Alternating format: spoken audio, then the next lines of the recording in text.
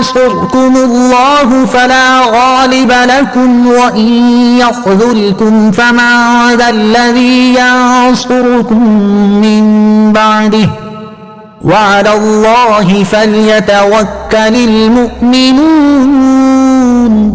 ترجمہ: اگر اللہ تمہاری مدد کرے تو کوئی تم پر غالب نہیں آ سکتا، اور اگر وہ تمہیں چھوڑ دے تو پھر اس کے بعد کون تمہاری مدد کر سکتا ہے؟ اور مسلمانوں کو اللہ ہی پر بھروسہ کرنا چاہیے.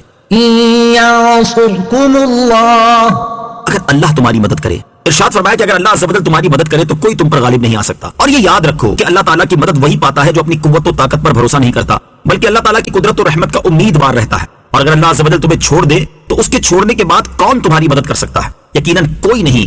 غزوہ بدر و حنین سے دونوں باتیں واضح ہو جاتی ہیں. غزوہ بدر میں کفار کا لشکر تعداد، اسلحہ اور جنگی طاقت کے اعتبار سے مسلمانوں سے بڑھ کر تھا، لیکن مسلمانوں کا پورا بھروسہ اللہ تعالیٰ کی ذات پر تھا، جس کا نتیجہ مسلمانوں کی فتح و کامرانی کی شکل میں ظاہر ہوا اور فرشتوں کی صورت میں اللہ تعالیٰ کی مدد نازل ہوئی. جبکہ غزوہ حنین میں بعض مسلمانوں نے اپنی عددی کثرت پر فخر کا اظہار کیا، جس کے نتیجے میں مسلمانوں کو سخت نقصان اٹھانا پڑا. پورا واقعہ سورہ توبہ آیت 25 میں مذکور ہے. وما كان لنبي أن يغل ومن يغل يأت بما غل يوم القيامة ثم توفى كل نفس ما كسبت وهم لا يظلمون. ترجمہ: اور کسی نبی کا خیانت کرنا ممکن ہی نہیں، اور جو خیانت کرے تو وہ قیامت کے دن اس چیز کو لے کر آئے گا جس میں اس نے خیانت کی ہوگی. پھر ہر شخص کو اس کے اعمال کا پورا بدلہ دیا جائے گا اور ان پر ظلم نہیں کیا جائے گا. وما كان لنبي ان يغل، اور کسی نبی کا خیانت کرنا ممکن ہی نہیں.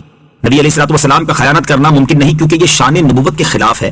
نیز انبیاء علیہ الصلوۃ والسلام گناہوں سے معصوم ہوتے ہیں، لہٰذا ان سے ایسا ممکن نہیں. وہ نہ تو وحی کے معاملے میں خیانت کرتے ہیں اور نہ کسی اور معاملے میں. شان نزول: ایک جنگ میں مال غنیمت میں ایک چادر گم ہو گئی. بعض منافقوں نے کہا کہ حضور اقدس صلی اللہ تعالی علیہ وسلم نے اپنے لیے رکھ لی ہوگی. اس پر یہ آیت اتری. اس سے کئی مسئلے معلوم ہوئے. ایک یہ کہ غنیمت کی تقسیم کے بغیر ناجائز طریقے پر کچھ لینا سخت حرام ہے. دوسرا یہ کہ نبی علیہ الصلوۃ والسلام گناہوں سے معصوم ہیں. گناہ اور نبوت میں وہی نسبت ہے جو اندھیرے اور اجالے میں ہے. تیسرا یہ کہ نبی علیہ الصلوۃ والسلام پر بدگمانی منافقوں کا کام ہے اور کفر ہے. چوتھا یہ کہ نبی علیہ الصلوۃ والسلام رب العالمین کے ایسے پیارے ہوتے ہیں کہ اللہ تعالیٰ ان پر سے لوگوں کی تہمتیں دور فرماتا ہے. خیانت کی مذمت: اس آیت میں خیانت کی مذمت بھی بیان فرمائی کہ جو کوئی خیانت کرے گا وہ کل قیامت میں اس خیانت والی چیز کے ساتھ پیش کیا جائے گا. احادیث میں بھی خیانت کی بہت مذمت بیان کی گئی ہے. چنانچہ سرور کائنات صلی اللہ تعالی علیہ وسلم نے جہنمیوں میں ایسے شخص کو بھی شمار فرمایا جس کی خواہش اور طمع اگرچہ کم ہی ہو مگر وہ اسے خیانت کا مرتکب کر دے. حضرت انس رضی اللہ تعالیٰ سے روایت ہے، سرکار علی وقار صلی اللہ تعالی علیہ وسلم نے ارشاد فرمایا، جو امانت دار نہیں اس کا کوئی ایمان نہیں، اور جس میں عہد کی پابندی نہیں اس کا کوئی دین نہیں. حضرت ابو امامہ رضی اللہ تعالیٰ سے روایت ہے، رسول اکرم علیہ الصلوۃ والسلام نے ارشاد فرمایا، مومن ہر عادت اپنا سکتا ہے مگر جھوٹا اور خیانت کرنے والا نہیں ہو سکتا.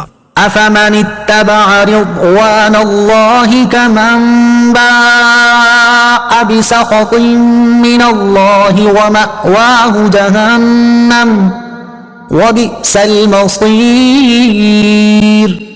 هم درجات عند الله والله بصير بما يعملون.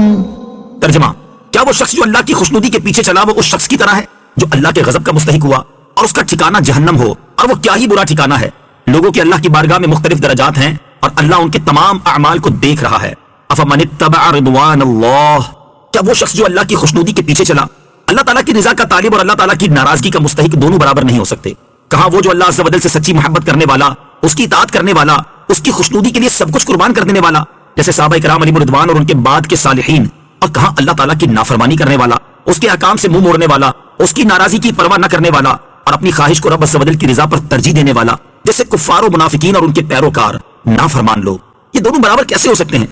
ان لوگوں کے اللہ عز و جل کی بارگاہ میں مختلف درجات ہیں، ہر ایک کی منزلیں اور مقامات جدا گانا ہیں، بروں کے الگ مقام اور اچھوں کے الگ، جیسا کہ اس سے اگلی آیت میں فرمایا گیا ہے. لقد من الله على المؤمنين إذ بعث فيهم رسولا من أنفسهم يتلو عليهم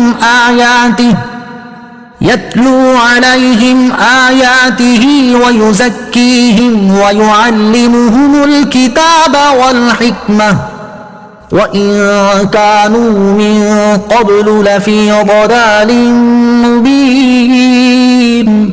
ترجمہ: بے شک اللہ نے ایمان والوں پر بڑا احسان فرمایا جب ان میں ایک رسول مبعوث فرمایا جو انہی میں سے ہے. وہ ان کے سامنے اللہ کی آیت تلاوت فرماتا ہے اور انہیں پاک کرتا ہے اور انہیں کتاب اور حکمت کی تعلیم دیتا ہے اگرچہ یہ لوگ اس سے پہلے یقیناً کھلی گمراہی میں پڑے ہوئے تھے.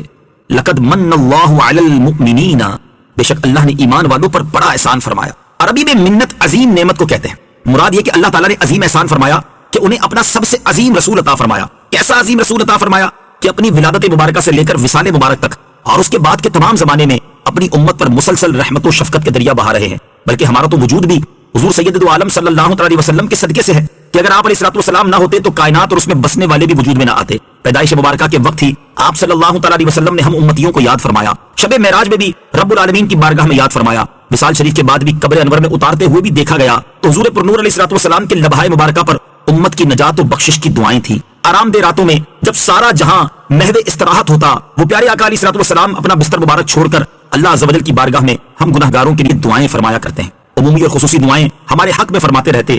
قیامت کے دن سخت گرمی کے عالم میں شدید پیاس کے وقت رب قہار عز و جل کی بارگاہ میں ہمارے لیے سر سجدے میں رکھیں گے اور امت کی بخشش کی درخواست کریں گے. کہیں امتیوں کے نیکیوں کے پلڑے بھاری کریں گے، کہیں پل صراط سے سلامتی سے گزاریں گے، کہیں حوض کوثر سے سیراب کریں گے، کبھی جہنم میں گرے ہوئے امتیوں کو نکال رہے ہوں گے، کسی کے درجات بلند فرما رہے ہوں گے.